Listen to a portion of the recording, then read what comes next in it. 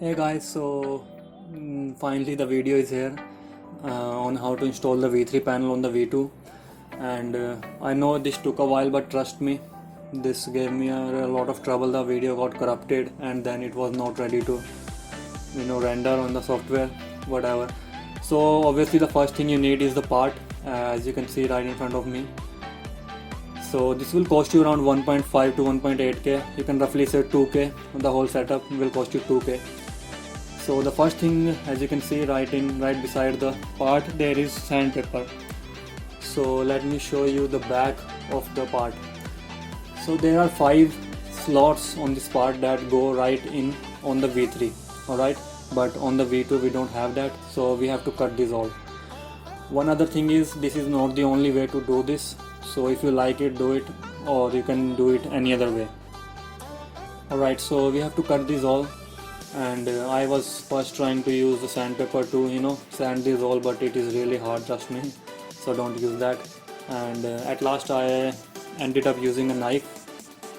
I cut this with knife. They are not that hard to cut, so yeah, I used a knife. And now I will show you all the slots that are behind.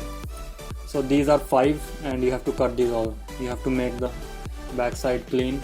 So I have cut them all, as you can see here. I know it's not the prettiest job, but whatever, you will not see the back of this panel anyway. So as you can see, I cut them all, and you can have to do the same.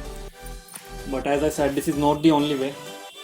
So after cutting these, let's go to the bike and show you the main part. Here are the metal brackets that will hold this panel. I will freeze the frame here, as you can see clearly. So as you can see, these are the brackets, and this will hold the V3 panel in place. So if you directly install the panel, it is curved, as I said, so it will not go right, and there will be a huge place or place between the two panels, and you need these brackets to fill that space. So that's all. You just put the nuts on and the panel is on. This is the final product, and I really like it. And the only limitation that this setup has is that you cannot install mirrors on this setup. And but I did it this way because this doesn't need any permanent modifications. If I wanted to go back stock, I can do it very easily. I just have to remove the brackets, and there I am back to stock. So all my modifications are like that. I don't like changing anything permanently on the bike. Like if I wanted to go back stock, I wanted that to be there, So the tail tidy and the winglet, the panel, I can remove all these and go back to stock. So this is my setup, and tell me how you liked it, or if you didn't like it. I will put the other method also in the description. It's not from me, it's from some other guy on Instagram. And also follow me on Instagram.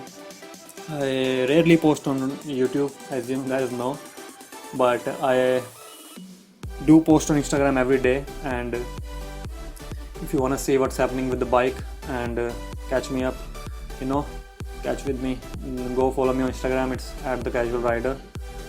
So I guess this is it, and I will see you on the next one.